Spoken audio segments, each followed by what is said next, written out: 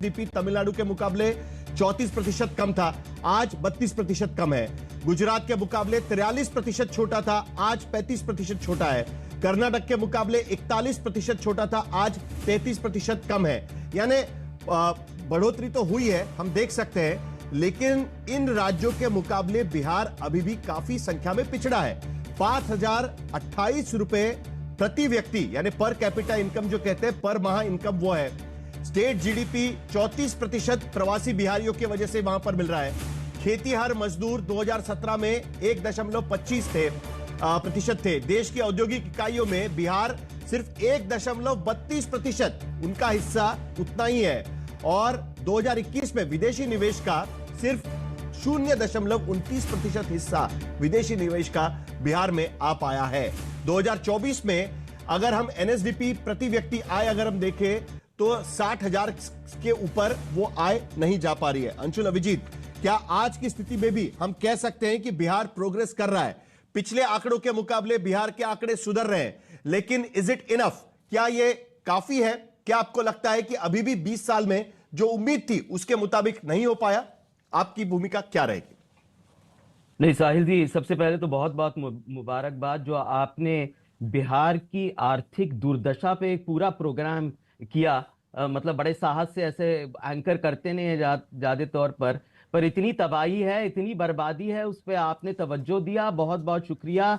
ये सब लोगों को अवगत कराने की जरूरत है कि वहां पर आखिर हो क्या रहा है, कैसा आलम है और कैसे बिहार बिगड़ता जा रहा है। देखिए, बजट एक आज पैक निकला है, बजट ऐलान होता है, बजट घोषणा होती है, बजट अंजाम नहीं होता, मुकम्मल नहीं होता। उदाहरण के लिए मैं एक बात कह देता हूं, पिछले साल बजट, आम बजट में प्रधानमंत्री ने, वित्त मंत्री ने बड़े बड़े शब्द में आखिर स्वीकार तो किया कि यहां पर बेरोजगारी की समस्या है। इतने 10 साल बाद कहा कि यहां पर बेरोजगारी, उत्पादन हो नहीं रहा, इसलिए बेरोजगारी है, और कुछ कुछ नीतियां बनाई। नीतियां का क्या हुआ? कितने लोगों को रोजगार मिला? उस पे व्हाइट पेपर आया नहीं आया? स्किलिंग हुई नहीं हुई? कुछ को, किसी को कुछ पता नहीं।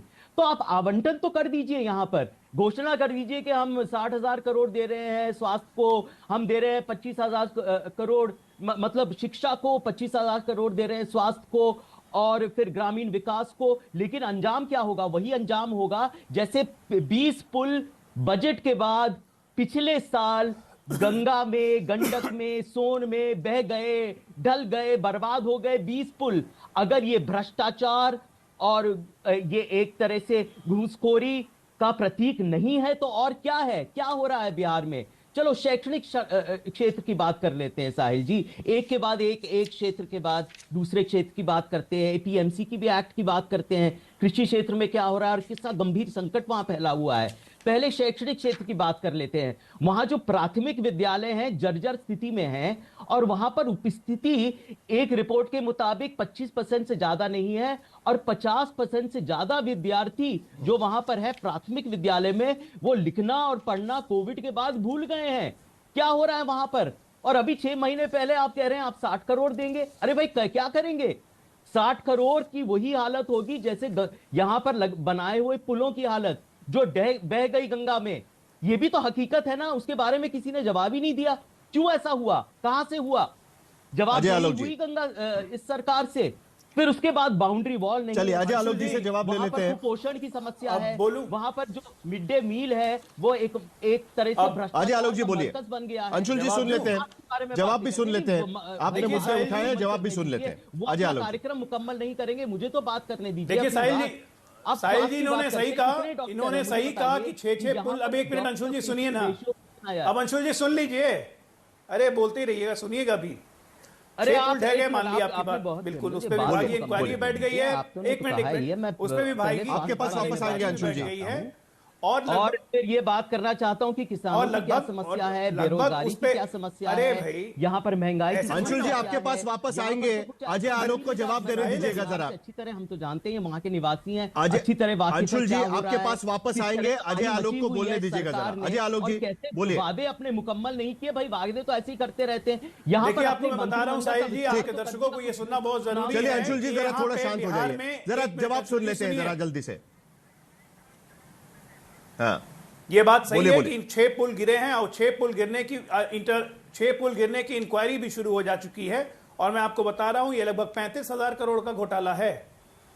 और इसमें कौन कौन अभियुक्त हैं ये किसी से छुपा नहीं है, बहुत जल्दी सामने आएगा, क्योंकि उपयुक्त विभाग किसके किसके अंडर में थे, ये सारे राजद के शासन में थे, ये नहीं भूलिए। अभी उसके जब परतें खुलेंगी तो वही 11 मार्च वाला हाल होगा जो लैंड फॉर जॉब में भी पेशगी होनी है। अंशुल जी, आपके मुंह से सुन के और अच्छा नहीं लगता है, मैं बताता हूं क्यों। क्योंकि आपका बिहार से बहुत पुराना संबंध है। आपके स्वर्गीय नाना जी Jagjivan Ram ji longest serving cabinet minister इस देश के थे, लॉन्गेस्ट सर्विंग। आज तक उतना लंबे समय तक यूनियन कैबिनेट मिनिस्टर कोई नहीं बना इस देश में, इतना ये रिकॉर्ड है। डिप्टी प्राइम मिनिस्टर आपके नाना जी थे इस देश के सन 1979 से लेकर 1980 तक, ये भी रिकॉर्ड है। सासाराम पार्लियामेंट रिप्रेजेंट करते थे आपके नाना जी। आपकी माता जी स्पीकर रही, लगातार 3-3 बार एमपी रही बिहार से, सासाराम से। क्या डेवलपमेंट कर लिया आप लोगों ने? आज 20 साल को आप दोष दे रहे हैं, जब 20 साल में आंकड़े आपके सामने दिख रहे हैं कि कहां से कहां गया। आपने क्या किया? आपकी जिम्मेदारी नहीं थी। अरे अंशुल जी वो बात तो छोड़िए, आपके नाना जी की बता दो आलोक जी। जिम्मेदारी थी, हमने ऑटोबायोग्राफी मैंने पढ़ी है। पावर में है, आपके पास शक्ति है। अजय जी, मेरे परिवार का हम तो कर ही रहे हैं, हमारी जिम्मेदारी के लिए धन्यवाद। हमारी जो भी उपलब्धि है, हमारी उपलब्धि जो भी है वो सामने दिख रही है। वो आपके साहिल जी आप दिखा रहे हैं उसको, आपके पास हमारी 20 साल की उपलब्धि को आप सामने दिखा रहे हैं। लेकिन पिछले 70 साल की बदहाली को भी दिखाना आपका काम है। हम बिहार को कब्र से निकाल के लाए हैं, कब्र में घुस गया था बिहार। की बात है कि आप जब 2005 में सत्ता संभाली नीतीश कुमार ने, तो वो कब्र भी बोल रही थी कि उम्मीदों से निकाल रहे हो मुझे, कब कल को मुस्कुराने का मौका मिलेगा कि नहीं। वो कब्र भी यही बोल रही थी। अजय जी, मुझे आवाज नहीं आ रही, मुस्कुरा नहीं रहा है, बिहार खिलखिला रहा है। 12,500 पुल पुलियों से ऊपर का निर्माण हो चुका है पिछले 20 वर्षों में। क्या ये रिकॉर्ड नहीं है? 6 पुल की बात याद आ रही है आपको? स्कूल की जर्जर हालत देखिए, जो स्वास्थ्य की हालत। लेकिन अजय जी, अजय जी,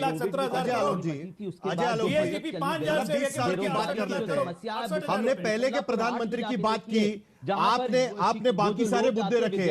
अंशुल जी जाते हैं ताकि किसी तरह बिहार से बाहर जाएं। बिहार में जिसके पास संसाधन है वहां रहना नहीं चाहता है। कैसी बात कर रहे हैं? यहाँ पर बर्बाद तो कर दिया है सब, यहाँ पर मिलजुल कर। और यहाँ पर एक देखिए प्रतीक बन गया है ये। मुझे एक सवाल अजय आलोक से पूछना है। प्रवासी बिहारी जो है ना, पैसा लेते रहते हैं। जरा एक मिनट बिहार और कुछ नंबर्स रखना बहुत जरूरी है। 20 साल में हम 20 साल का हिसाब तो करेंगे। देखिए 20 साल का हिसाब तो करेंगे, 70 साल का सब लोग, मैं जानता हूं कि बिहार के बारे में एक मिनट अंशुल जी, एक सेकंड कर रहे हैं। अंशुल लेकिन भाई कोई अंजाम पे तो अंशुल जी जरा एक मिनट आप आवंटन तो कर रहे हैं। जरा एक मिनट 70 साल की बात होगी, उसके साथ साथ 20 साल की भी बात होगी। जरा एक मिनट उनको शांत करिएगा। एक सवाल पूछना बहुत जरूरी है। देखिए मेरे पास एक सोशल इंडाइसेस पे प्रधानमंत्री के इकोनॉमिक एडवाइजरी काउंसिल ने बिहार का नंबर 35 रखा हुआ है 36 स्टेट्स में। उसके साथ साथ यूनियन टेरिटरीज और बाकी सब पकड़ के 35वां नंबर है बिहार का, प्रधानमंत्री के इकोनॉमिक एडवाइजरी काउंसिल ने रखा हुआ है। सोशल प्रोग्रेस इंडेक्स में आज की स्थिति में भी अगर हम देखें तो प्रधानमंत्री की इकोनॉमिक एडवाइजरी काउंसिल कहती है कि बिहार अभी भी 35वें पायदान पर है, 36 यूनियन टेरिटरीज और स्टेट्स पकड़ के। अजय आलोक जी, 20 साल में कम से कम ये तो सुधारना चाहिए था, और ये तो प्रधानमंत्री का इकोनॉमिक एडवाइजरी काउंसिल कह रहा है, ये बाकी और कोई नहीं कह रहा है। 20 साल में क्या इसको लेकर सवाल उठेंगे या नहीं उठेंगे? और आने वाले चुनाव में क्या इन सभी सवालों पर सवाल पूछे जाएंगे या नहीं पूछे जाएंगे? अजय आलोक जी देखिए, सोशल इकोनॉमिक इंडेक्स जो है वो आदमी तब देखता है जब आदमी के जीने की उम्मीद हो जाए, जब आदमी को 2 वक्त का भोजन मिलने लगे, जब आदमी सेफली रहने लगे, तब आता है सोशल इंडाइसेस जो आप बात कर रहे हैं। बिहार को मैंने बोला आपके ओपनिंग स्टेटमेंट में 2005 में हम कब्र से निकाल के लाए थे, और बिहार बड़ी उम्मीद से हमारी सरकार की तरफ देख रहा था कि कब्र से निकालने तो आए हो, लेकिन क्या होठों पे मुस्कान दे पाओगे या नहीं। आज पिछले 20 वर्षों में बिहारी खड़ा हो पाया है। बिहारी एक गाली होती थी 2005 के पहले, दिल्ली या मुंबई में हर जगह वो बिहारी कैसे कहते थे। आज किसी की हिम्मत नहीं। नीति आयोग ने हेल्थ परफॉर्मेंस में 18वें पायदान पर रखा है 19 में से। सच्चाई यही है। 2005 तक नीति आयोग के अन्य पायदानों में भी हम बहुत ऊंचे हैं। लगातार झूठ बोलते रहे। कुछ पायदानों में हम पीछे हैं, नीति आयोग लगातार आपको फिसड्डी राज कहती रही है। नीति आयोग के पायदानों में यही है कि नीति आयोग 2005 से 2025 में कहां पड़ा का नहीं है। नीति आयोग के इंडाइसेस में एक-एक करके बोलिए, सबको बोलने का मौका मिले। 2005 से 2025 में कहां पहुंची? देखिए, हम जब शुरू किए थे 5,800-225 रुपए पर व्यक्ति इनकम थी 2005 में, नेशनल इनकम थी 25,600। आज नेशनल इनकम 1,80,000 है, बिहार की 68,000 है। नेशनल इनकम बढ़ी 7 गुना, बिहार बढ़ा 8 भी गुना। सबसे नीचे है। बावजूद भी बिहार को फिर भी extra सबसे मदद की नीचे जरूरत है। प्रधानमंत्री इस चीज को समझते हैं और इसीलिए 1.25 लाख करोड़ का पैकेज पहली बार, पिछले साल 83,000 करोड़ का पैकेज, इस साल 53,000 करोड़ की एक्स्ट्रा मदद। जो ग्रांट मिलता है वो इसीलिए मिलता है क्योंकि बिहार जब तक देश के कहाँ साथ गया बिहार सारा नहीं चलेगा, पैकेज? देश ये इतना 2047 पैकेज गया तक कहाँ? विकसित भारत नहीं बन कहाँ सकता। गया ये सब पैकेज? विजन की बात है, इस सब विजन पैकेज की के बात है, बावजूद भी विजन आप तो कुछ है नहीं कर किसी को पा ना। रहे हैं। यहाँ पे एक बाया कौन सा हमारा विजन विजन है? है, बाया कौन कंधा विजन कमजोर है? होना आप तो शरीर बताइए। स्वस्थ नहीं हो ये सकता। इतना बड़ा उसी के विजन तहत है। पूरे चलिए, नवल उत्तर किशोर बिहार से पे भी सवाल प्रधानमंत्री पूछा जा काम रहा है। कर रहे हैं। बार-बार लेकिन आके चलिए कहते हो निकलोड़ा पर